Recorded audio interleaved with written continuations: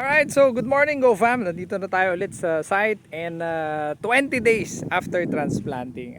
Yun na siya. Oh, di ba? Alupit. 20 days after transplanting. So, posya lang tayo kasi kailangan na natin tong patubigan. Kasi yung sabi ko, alternate wetting and drying. Okay, so yun nga pala, bago tayo magpatuloy, ito yung sinasabi ko. Okay. Marami kasi mga farmers, kapag nakakita na nito, ayan o, hala, mag-i-spray na kaagad ng pesticide, insecticide, di ba? So ito yung mga naunang mga dahon. So natural lang yan. Okay, natural lang yan. Huwag kayong kabahan. Chill lang kayo pag mga ganyan. Okay? Kasi tignan niyo yung mga susunod na mga dahon. Malinis. O, di ba? Kita nyo ba? Malinis. Kasi pag nag-spray kayo kaagad ng insecticide dyan, pati yung mga kaibigan natin, mga insekto, like yung mga gagamba, mga ganyan, mamamatay. So pag namatay yun, di syempre, solong-solo na nung mga bad na insect. Diba? Tsaka may mga kaibigan tayong mga ibon, ayun o, nakita nyo, nagtapakan nila yan. Ibig sabihin, kumakain sila ng insekto dito. So ayan, nyo lang pag ganyan, chill lang kayo, huwag kayong spray ng spray kaagad. Diba? Papadamihin natin yung gagamba nito at yun ang magiging kasama natin sa tagumpay. Hindi, joke lang. Diba? Yan ang kasama natin na maglinis. Hayaan mo silang para meron silang makain dyan. Diba? Okay. So siya nga pala, Happy Independence Day. Okay. Maligayang ano ba tawag doon? Kalayaan. Okay. Kalayaan. Sana tayo ay maging malaya sa utang. maging malaya sa kahirapan. Oh, 'di ba? Ganun naman 'yun maging malaya, 'di ba? Sana tayo ay hindi maging slave ng pera. Hindi tayo maging bihag ng trabaho, okay, ng posisyon. Okay, so 'yan. Okay, so 'yun. So papatubig tayo dito ngayon, 20 days after transplanting. Napakaganda na. Oh, 'di ba? Mga 90 days na lang, konting-konti na lang. Aanihin na natin 'to. So, 'yun yung ating pwedeng i-share ngayon. And maiba nga lang ng konti kasi nung the other day natanong ko nga, 'di ba, ngayon at nagtatrabaho ka na, ano ba yung mga subject na talagang nagagamit mo? Kasi ang dami nating subject dito sa Pilipinas, di ko na maintindihan. 'Di ba? 8 ba or 9? Dami.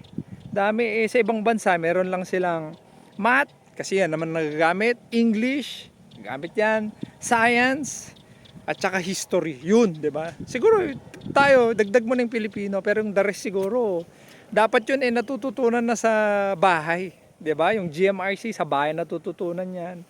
Pero kung talagang gusto nilang dagdagan ng ng subject or ibahan, para sa akin ito opinion ko lang siguro dagdagan nila yung sa anong tawag diyan, yung sa pera, about sa financial aspect, 'di ba? Kung paano ba humawak ng pera. Yun dapat, feeling ko yun dapat ang tinuturo sa eskwelahan, no? Paano mag-save, paano mag-invest, yan. Kasi feeling ko mga Pilipino medyo mababa ata tayo sa ganun no? Wala masyadong ganun dito sa atin. Kaya importante, syempre si teacher marunong humawak ng pera. Di ba? Or kung dadagdagan man, siguro yung isa pa is about sa relationship. Yun, 'di ba? Relationship sa parents, relationship sa love life. Ayan, 'di ba? Love life. Paano pumili ng dapat mapapangasawa. Yan ang mga dapat na dinadagdag na mga subject. 'Di ba? Ikaw, ano masasabi mo? Kasi yung mga practical lang tayo dapat. Kasi alam niyo na nakita ko yan nung pandemic na naging useless yung mga useless yung ibang mga subject. Naalala niyo nung pandemic? Kaya yung importante sa mga bata yung grit.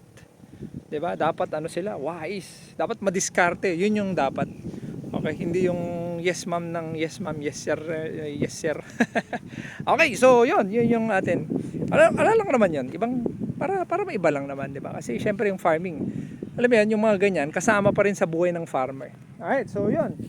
So papatubigin natin to, shout out sa'yo, Mang Lito. Okay, so ang ginagawa ni Kuya Lito is nagtatanggal lang siya ng mga damo-damo. So, ang shortcut niyan, pinagawa ko is pinatapak-tapakan ko na lang.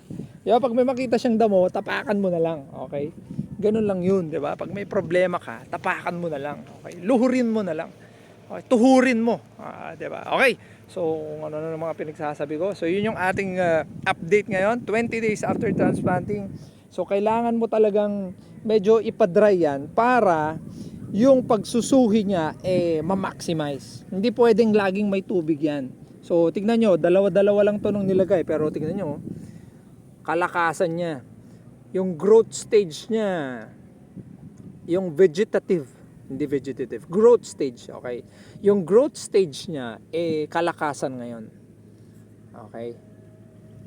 So, yan. Kalakasan niyang magsuhi sa Tagalog. Aggipi kunada no Ilocano. Diba? Alright, so yun lang yung ating update. Go fam. So ingat ka lagi.